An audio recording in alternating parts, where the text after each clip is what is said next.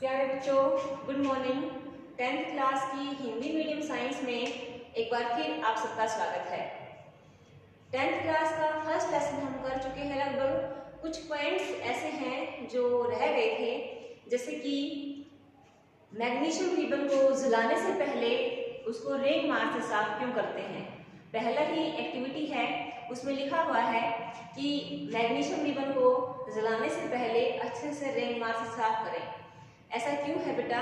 क्योंकि मैग्नीशियम एक धातु है और धातु अगर वायुमंडल में खुली रहती है तो नमी या गैसों आदि के संपर्क में आकर वह कोई न कोई यौगिक बना ही लेती है। जैसे कि मैग्नीशियम है तो मैग्नीशियम वायुमंडल की उपस्थिति में वायुमंडल में जो जलवाष्प है या कार्बन डाइऑक्साइड गैस है, ये कुछ यौगिक हैं जो आसानी से मैग्नीशियम के साथ अभिक्रिया कर सकते हैं और जिसके परिणाम स्वरूप मैग्नीशियम हाइड्रोक्साइड बन सकता है या मैग्नीशियम कार्बोनेट बन सकता है। ठीक है, मैग्नीशियम कार्बोनेट बन सकता है। तो इन दोनों का मिश्रण, मैग्नीशियम हाइड्रोक्साइड और मैग्नीशियम कार्बोनेट का मिश्रण जो है वो धातु के ऊपर, मैग्नीशियम धातु के ऊपर जमा हो सकता है। और जो कि हमारा जो एक्टिविटी है वो ये है कि मैग्नीशियम को जब जलाएंगे, मैग्नीशियम रिबन को जब जलाएंगे तो मैग्नीशियम ऑक्साइड नामक चूर्ण प्राप्त होता है या कहीं राख प्राप्त होती है। ठीक है ना। अगर हम मैग्नीशियम को बिना साफ करे जला देंगे तो मैग्नीशियम हाइड्रोक्साइड और मैग्नीशियम कार्बोनेट भी साथ में जलेंगे। ठीक है ना, कार्बोनेट और हाइड्रोक्साइड भी। तो हमारा जो परिणाम होगा वो कुछ अलग आएगा, हटकर आएगा। ठीक है ना, वो सही एक्यूरेट परिणाम नहीं आएगा। इसीलिए हमें मैग्नीशियम रिबन को जलाने से पहले उसे रेगमार से रगड़कर अच्छे से साफ करना होता है। ठीक है, तो प्रश्न क्या था कि मैग्नीशियम रिबन को साफ क्यों किया जाता है। उसके बाद अगला पॉइंट है वो है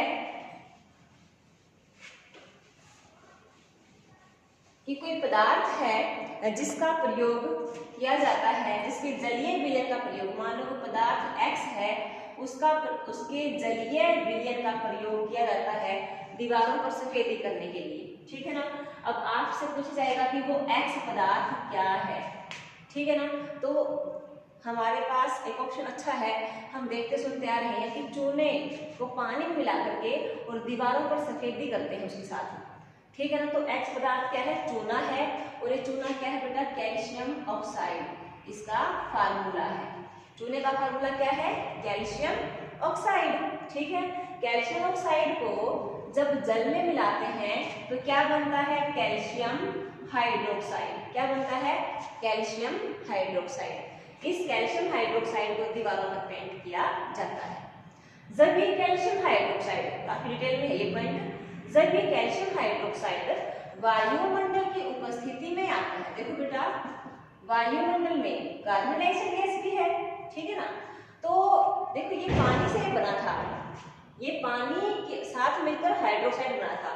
तो दीवारों पर पेंट करने के बाद तो सूखेगा ना पानी, उसका वो चूने का पानी सूख जाता है। तो ये अभिक्रिया क्या बनेगा इसमें? हाइड्रोजन डाई हाइड्रोजन ऑक्साइड जल बनेगा जो कि भाप के रूप में उड़ जाएगा। ठीक है बेटे, यहाँ से जल निकल जाएगा और कैल्शियम कार्बोनेट बन जाएगा। क्या बनेगा? Calcium carbonate. समझ गए? कैल्शियम कार्बोनेट बन जाएगा और जल बाहर निकल जाएगा। समझ गए आप लोग? तो अब हमने क्या देखा, ये कैल्शियम कार्बोनेट जो है वो व्हाइट कलर का होता है, सफेद रंग का होता है। ठीक है ना। इसीलिए सूखने के बाद दीवारों पर उस चूने के कारण बहुत चमक आ जाती है। ठीक है। उसके बाद आपको मैं एक इंटरेस्टिंग पॉइंट बताऊं, जो संगमरमर आपने कभी सुना होगा, संगमरमर, वो संगमरमर भी उसका फार्मूला भी यही कैल्शियम कार्बोनेट CaCO3 ही होता है। ठीक है। तो हमारा पॉइंट था कि उस पदार्थ का नाम बताएं जिसके जलीय विलयन का प्रयोग किया जाता है दीवारों पर सफेदी करने के लिए। एक पॉइंट, दूसरा पॉइंट उसमें ये पूछ सकता है कि क्या किस पदार्थ के बनने के कारण, किस परिघटना के कारण उस दीवार पर सफेदी आती है, उस दीवार पर सफेद आभा चमक आ जाती है। ठीक है, चलिए अगला पॉइंट क्लियर करते हैं।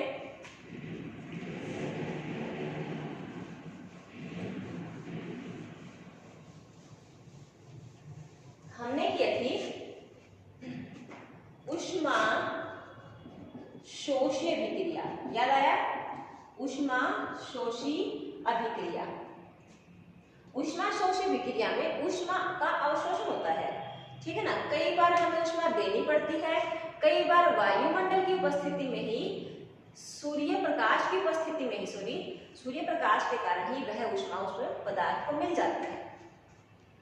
एक Ag सिल्वर और क्लोरीन गैस, चांदी और क्लोरीन गैस जो है उनकी अभिक्रिया होती है, जिसके परिणाम स्वरूप AgCl बनता है। ठीक है ना बेटा, ये तो एक सेलर अभिक्रिया है, ऊष्मा निकलेगी।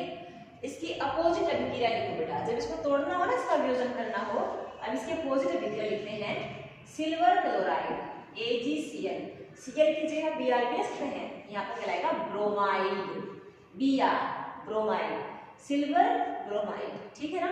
सिल्वर ब्रोमाइड को जब हम लोग सूर्य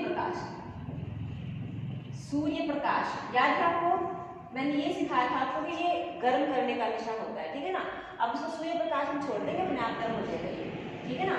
इसका मतलब होता है हमने आर्टिफिशियल हीट दी है, कुछ जला करके, बर्नर के द्वारा, गैस के द्वारा। ठीक है, तो सूर्य प्रकाश में अपने आप ये गर्म हो जाएगा और सिल्वर और क्लोरीन गैस में टूट जाएगा। ठीक है, तो ये अभिक्रिया भी क्या है, एक ऊष्मा शोषी अभिक्रिया है। लेकिन मैं दोबारा क्यों करवा रही हूँ इसको, क्योंकि दोबारा इसलिए करवा रही हूँ मैं, इस अभिक्रिया का ब्रोमीन है ना, तो ब्रोमीन बनेगा। ठीक है, अगर अगर AgCl लेंगे तो क्या बनेगा, Ag + Cl। ठीक है, इस अभिक्रिया का प्रयोग किया जाता है ब्लैक एंड व्हाइट फोटोग्राफी में। याद आप लोगों को शाम श्वेत, अरे ब्लैक एंड व्हाइट फोटो होते हैं, शाम श्वेत फोटोग्राफी में इसका प्रयोग किया जाता है, सभी क्रिया का। ठीक है, तो ये प्रश्न आता है बेटा, कई बार बोर्ड एग्जाम्स में ये पूछा जाता है कि किस पदार्थ का प्रयोग ब्लैक एंड व्हाइट फोटोग्राफी में किया जाता है। आपका जवाब AgBr AgCl होना चाहिए। ठीक है बेटा, सिल्वर क्लोराइड। उसके बाद अगला जो पॉइंट है वो है, क्लियर है ये। उसके बाद हम अगला करने जा रहे हैं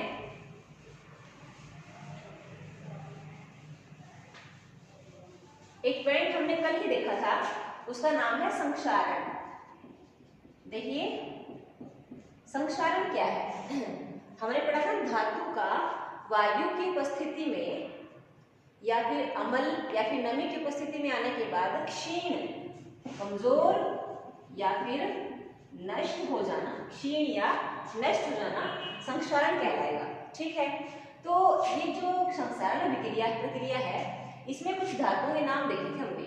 जैसे कि मान लीजिए, तो हमने देखा था कि लोहा है, उसमें जंग लग जाता है।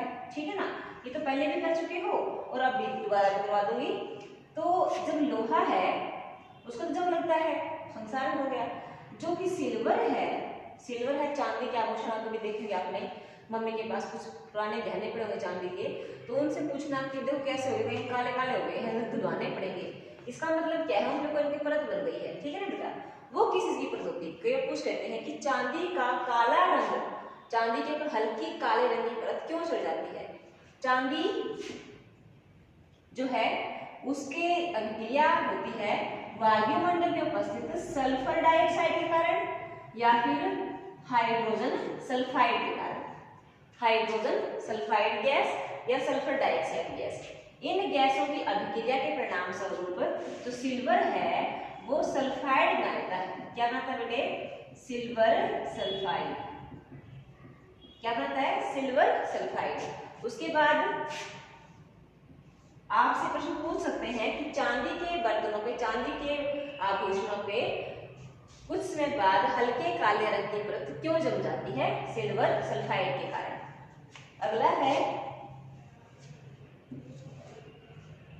आपने कभी दादी या माँ के पास कुछ तांबे के पुराने बर्तन देखे होंगे, पीतल आदि के, है ना बेटा, तो वो ना हरे हरे जाते हैं, कुछ हरे हरे जाते हैं। फिर दादी या जो माँ है क्या करती है, उनको बहुत जोर से रगड़ के साफ करती है, तब वो ऊपर की हरी परत हट जाती है और नीचे से चमकदार धातु बाहर आती है। ठीक है ना। वो तांबे के ऊपर हरे रंग की परत क्यों होती है? देखो बेटा, तांबे के ऊपर तांबा, कॉपर, Cu, इसकी अभिक्रिया होती है कार्बन डाइऑक्साइड गैस के साथ, कार्बन डाइऑक्साइड गैस या फिर कोई और कार्बोनेट। देखो बेटा, और कोई और कार्बोनेट हो सकते हैं, ठीक है ना, कार्बोनेट हो सकते हैं वायुमंडल में। तो कार्बन डाइऑक्साइड या कार्बोनेटों के साथ अभिक्रिया करके जो कॉपर है वो कॉपर कार्बोनेट बनाता है। क्या बनेगा? Copper carbonate.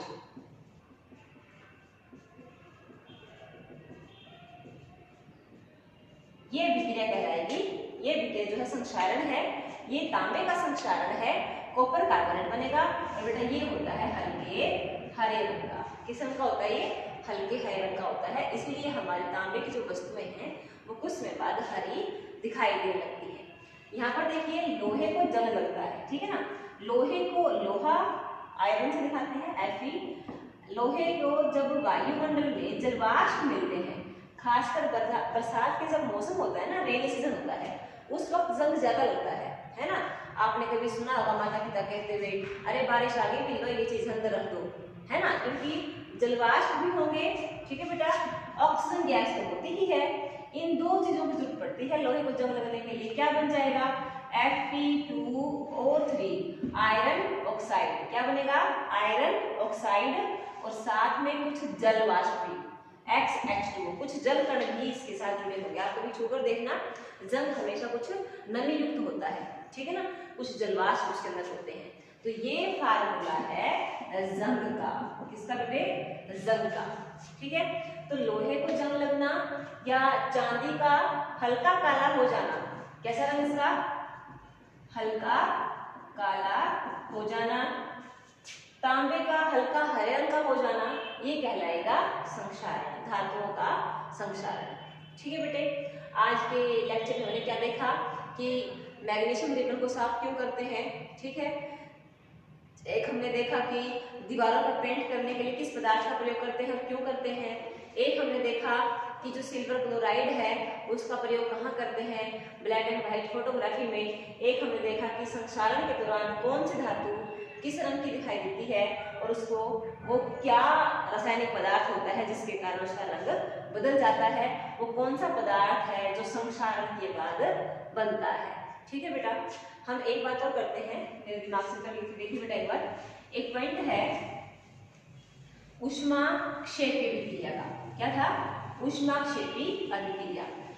ऊष्माक्षेपी अभिक्रिया में क्या था?